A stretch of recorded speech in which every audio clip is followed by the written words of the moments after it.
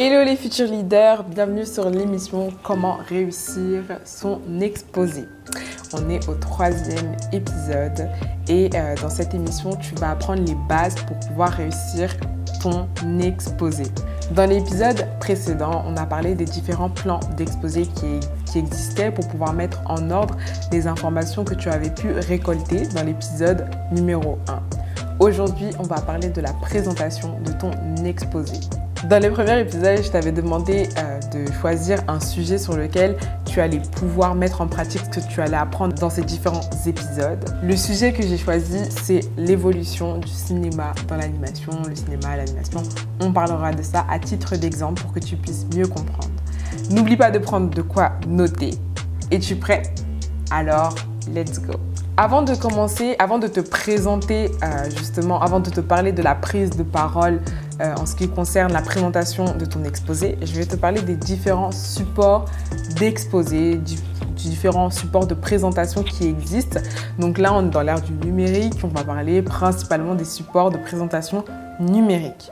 Je vais t'en présenter 3 principaux. Donc le premier, c'est Canva, qui est un support de création digitale de manière générale, mais dans lequel tu peux aussi faire des présentations. Donc il existe des templates, c'est-à-dire des présentations déjà préfaits, qui sont déjà faits en quelque sorte. Donc la couleur, la disposition des textes, des images, ça c'est déjà tout fait. Tu auras juste à rajouter toi ton propre texte. Et Canva est une plateforme qui est tout à fait gratuite. Donc il y a une version payante, mais tu peux l'utiliser de manière gratuite. Ensuite, il y a PowerPoint qui est l'un des pionniers, si je peux dire, des supports de présentation, qui fait partie de la suite Microsoft. Donc ça fera l'objet d'une autre émission, donc l'explication de la suite Microsoft avec Word, Excel, etc.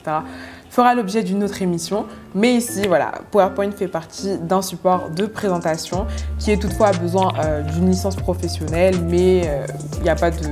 tu peux l'utiliser tout de même. Et le troisième qui est Google Slide, qui est pareil, un support de présentation en ligne avec la suite Google, donc sur Google Drive que tu peux trouver. Il te suffit simplement d'avoir un compte Google. Tu n'as pas besoin de faire différentes démarches, c'est gratuit et c'est en ligne. L'avantage, comme tous les autres aussi, c'est que tu peux partager ton travail avec les personnes avec lesquelles tu feras ta présentation. Donc il en existe plein d'autres. Il en existe plein d'autres, mais là, je t'ai présenté les 3 principaux à connaître. Donc, il est important, avant d'arriver à la présentation à l'oral, il est important, lorsque tu vas faire cette présentation, il sera important que tu puisses l'illustrer, que tu puisses mettre des images, des illustrations. Là, je te parle de la présentation à l'oral qui va être faite, mais aussi lors de ton exposé écrit aussi, n'hésite pas à mettre des images, des illustrations, toujours dans l'optique de se mettre à la place de la personne qui va lire ou qui va écouter ou qui va regarder ton exposé. Parce que la personne qui va lire, qui va découvrir ton sujet, ne sait pas forcément de quoi est-ce que ça va parler au premier abord. Mais lorsque tu vas mettre des images, des illustrations, tout ce que tu vas écrire va avoir beaucoup plus de poids, ça va être beaucoup plus pertinent, logique en fait. Et ça va donner de la valeur à ton texte, ça va donner de la valeur à tes recherches. Maintenant, la différence entre un exposé écrit et un exposé oral, c'est que l'exposé oral, tu n'auras pas besoin d'écrire toutes tes phrases. Toutes les phrases, par exemple, je sais pas, le cinéma est né en, je dis n'importe quoi, mais le cinéma est né en 1950. Non, là, sur ta présentation, sur ton diaporama, tu mettras grand titre, création du cinéma 1950, et là tu pourras simplement expliquer à l'oral. Vraiment, le support de présentation, c'est vraiment un support sur lequel tu vas t'appuyer. Ce ne va pas être ton texte final, parce que s'il y a trop de lecture, la personne qui va lire, qui va t'écouter ne va même plus être concentrée sur ce que tu vas dire, mais elle va te concentrer sur ce qui va être simplement écrit sur la présentation. Donc, il est important d'illustrer, de mettre des illustrations.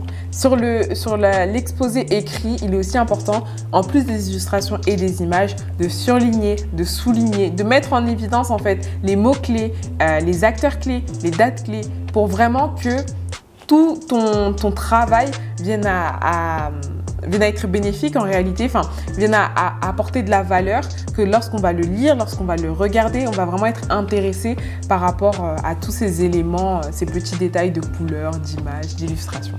Donc, en ce qui concerne personnellement mon sujet, étant donné qu'on est dans le cinéma et l'animation, je peux mettre des images de Walt Disney, je peux mettre des images d'un dessin animé, je peux mettre des images de peut-être des archives de comment est-ce qu'ils réalisaient les dessins animés avant, pour justement pouvoir illustrer et faire que ce que je dis, ce que j'explique ait plus de portée. À présent, on va parler de la présentation à l'oral.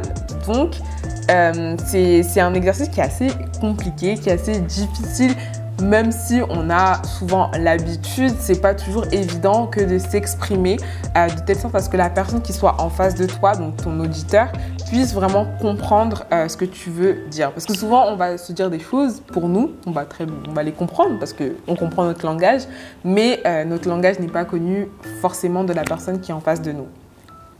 Donc, si tu es amené à faire un travail en groupe, il est important que tu puisses te préparer en avance avec les personnes de ton groupe, que vous puissiez vous répartir le temps de parole de manière équitable et que vous puissiez vraiment répéter ce que vous allez dire lors de la présentation. Parce que comme j'ai dit juste avant, c'est pas forcément un exercice qui est évident, mais qui, je pense, avec de la préparation, tu peux être à l'aise, tu peux te sentir bien, tu peux savoir de quoi est-ce que tu parles, comment est-ce que tu vas en parler. Lorsque tu as un auditeur, c'est toujours agréable d'entendre parler, de regarder une personne qui sait ce qu'elle dit et qui a confiance en elle.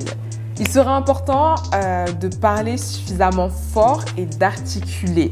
Avec le stress, le fait qu'on présente devant du public, souvent on a tendance à parler super vite comme ça et puis ne plus savoir comment parler et tout. Mais c'est important de vraiment justement d'avoir ce temps de préparation qui va te permettre vraiment de savoir ce que tu vas dire, même si ce n'est pas exactement ce que tu auras écrit, mais au moins tu auras l'idée en tête, tu sauras comment l'expliquer. Et ça te permettra justement d'être sûr et de ne pas parler vite, mais de vraiment prendre ton temps, de parler suffisamment fort et d'articuler. Un conseil lors de la fin de ta présentation, c'est de remercier tes auditeurs. Vraiment, remercie-les de t'avoir écouté, d'avoir pris ce temps de t'écouter, de simplement avoir été attentif et surtout, demande si ces personnes ont des questions. Si elles ont des questions par rapport à ce que tu as énuméré, par rapport à ce que tu as présenté, si elles ont besoin d'un éclaircissement, ça montre que tu as de l'intérêt. Ça montre que tu n'es pas simplement venu présenter, donc bonjour, je suis venue vous présenter ce que j'avais à vous présenter et puis au revoir. Non, je vous ai présenté mon sujet, mais je suis vraiment intéressée à savoir ce que vous avez compris et est-ce que vous avez besoin peut-être de plus d'informations, parce que l'objectif, c'est vraiment que cette personne, que ce soit un professeur, que ce soit un camarade, peu importe, que cette personne, elle puisse justement repartir avec un savoir, avec quelque chose qui va l'aider pour la suite. Avant de terminer cette émission et cet épisode, on va faire nos 5 questions, voir si tu as bien compris cet épisode, donc, qui parlait sur la présentation à l'oral. Première question, quels sont les 3 supports de présentation que nous avons présentés dans cet épisode? Deuxième question, pourquoi les images sont-elles importantes dans ta présentation, que ce soit ton exposé écrit, ton exposé oral? Troisième question, pourquoi la préparation est-elle si importante? Quatrième question, qu'est-ce qui est important de faire pendant sa présentation pour que tes auditeurs puissent bien t'entendre et te comprendre? Et cinquième et dernière question, quels sont les éléments à ne pas oublier en fin de présentation?